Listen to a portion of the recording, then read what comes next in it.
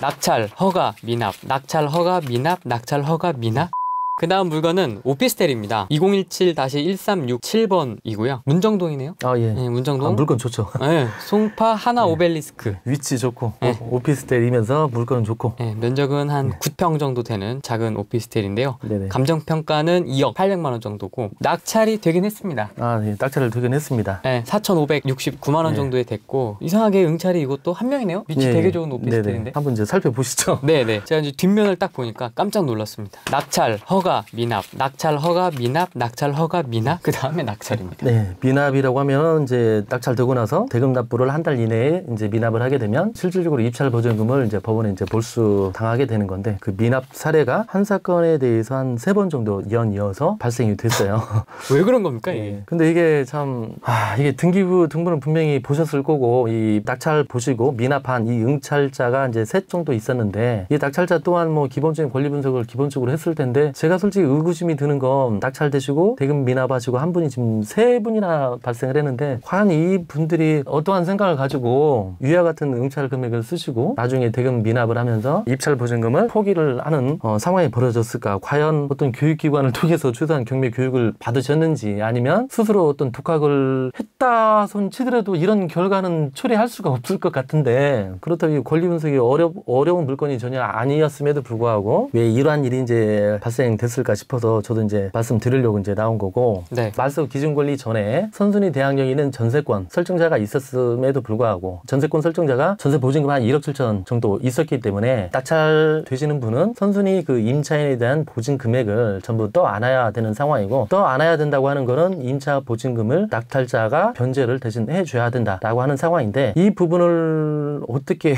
이해를 하시고 응찰 들어가셨는지는 모르겠지만 실질적으로는 낙찰자가 선순위 그 대항력 있는 주식회사 SR 측에서는 대항력이 있는 전세권자이면서 배당 요구를 안 했기 때문에 시세 대비해서 전세 보증금을 내줘야 되는 그 금액 플러스해서 응찰가를 저렴하게 써서 시세보다 저렴하게 응찰이 됐다라고 하면, 낙찰이 됐다라고 하면 괜찮은 물건으로 이제 보여지는 건데, 감정가 2억 800이 이제 시세라고 이제 가정을 하고, 첫 번째 분은 2017년도 9월 18일자에 1억 5,110만 원 72% 선에 이제 낙찰을 받는데, 실질적으로 주식회사 SR의 그 전세권자 1억 7천만 원을 전세 보증금을 변제를 해줘야 되기 때문에 낙찰 금액 플러스 1억 7천까지 생각을 하고 응찰 금액을 쓰셨는지는 모르겠지만 어찌됐든 변제를 해줘야 되기 때문에 변제해줘야 되는 금액까지 하면 3억 2천 정도, 시세보다 한 1억 좀 과하게, 네. 어마어마하게 과하게 쓴 결과를 낙찰된 이후에, 어떻게 공교롭게 신모씨라고 돼 있네요? 저는 아닌데.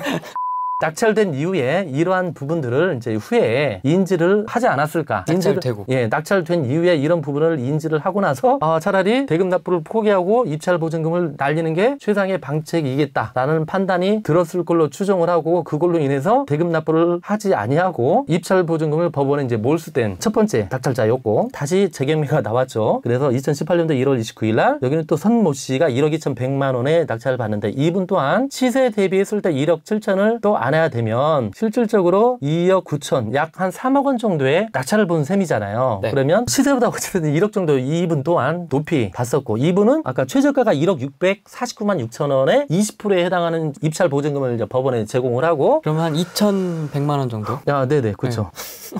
그럼 그 신모 씨가 한 1,300 정도 몰수 당했으면 한번 여러분들도 한번 더 해보시고, 그리고 이제 세 번째, 아까 선모 씨가 대금 미납을 했잖아요. 그러고 나서 또 유찰이 한 번, 두 번, 여기서도 한 두 번째, 세 번째 낙찰됐는데, 유찰이 여러 번 될 때는 안 좋은 물건을, 왜 안 좋은 물건인지 파악을 했었어야 되는데, 네. 그 세 번째 단독 응찰 들어가면서 이분은 어찌됐든 또 최저가가 이제 6,815만 8천 원에 20%에 해당하는 이제 최저 입찰 보증금을 제공하면서 7,060만 원을 써서 최고가 매수 신고인으로 낙찰이 되어 있는데, 1억 7천만 원 플러스 7천만 원 더하면 시세보다 또 높게 낙찰을 본 그 경우의 수가 발생을 했기 때문에, 이분 또한 입찰 보증금을 포기하는 전략을 감으로써 입찰 보증금을 그냥 법원에 몰수 당했죠. 응찰가를 한 1, 2천만 원 정도로 쓰고, 전세 보증금은 1억 7천 또 안고 하면 1억 한 8, 9천 정도의 응찰가를 써낸 결과값을 이제 기대할 수 있기 때문에, 2억 800, 2억 1000이 이제 맞다라고 하면 1,000만 원 혹은 2천만 원 사이에 최고가 매수 신고인을 될 수 있는 자격을 한 그 정도 정도 수치를 기입을 했으면 타당한 금액임에도 불구하고 3명 정도가 낙찰 보고 미납하고 낙찰하고 미납하고 해서 이제 입찰 보증금을 전부 몰수 당하면서 네 번째 분이 주라고 되어 있는 거 보니까 뭐 법인이 네. 이제 낙찰을 이제 봤을 걸로 보여지는데 이 세 사람이 서로 다른 사람이겠지만 두 번 다시 경매장에 법원에 안 오시지 않을까, 네. 못 오시지 않을까. 1300, 2100, 1200 합치면 한 4600 네, 그러니까 반올림 하면 5천만 원 정도 되는 거잖아요. 네. 이 4,600만 원은 이 사건의 채권자들한테 배당이 됩니다.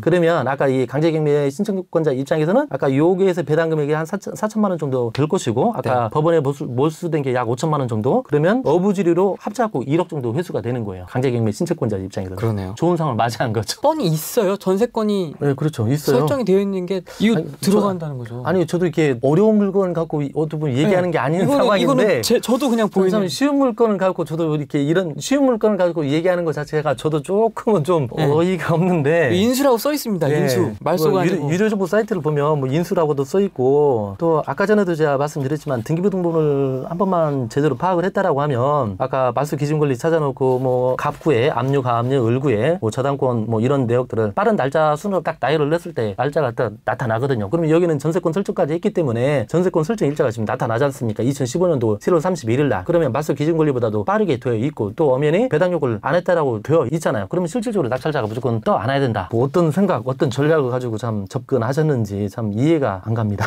문제가 있는 거니까 각각 네. 다 응찰을 한 명씩만 했었거든요. 네, 그렇죠. 독학으로 했다 하더라도 독하지 않을까 싶어요. 이건 기본이라서. 예, 한게 근데 요즘에는 유튜브 통해서도 어떤 좋은 정보가 많이 있기 때문에 독학을 했다 하더라도 좀 이런 상황들은 처리 안 될 텐데 불구하고 그런 게 있는 것 같아요. 유튜브에 되게 영상이 많으니까 사람들이 그것만 봐도 충분하다라고 생각을 하는 경우가 있어요. 제가 볼 때는 그렇진 않거든요. 네, 그렇죠. 더 이제 깊게 들어가야 될 내용들이 분명히 있는데 유튜브 보고 경매 배워서 입찰하면 이렇게 되는 거죠. 공부 안 하고.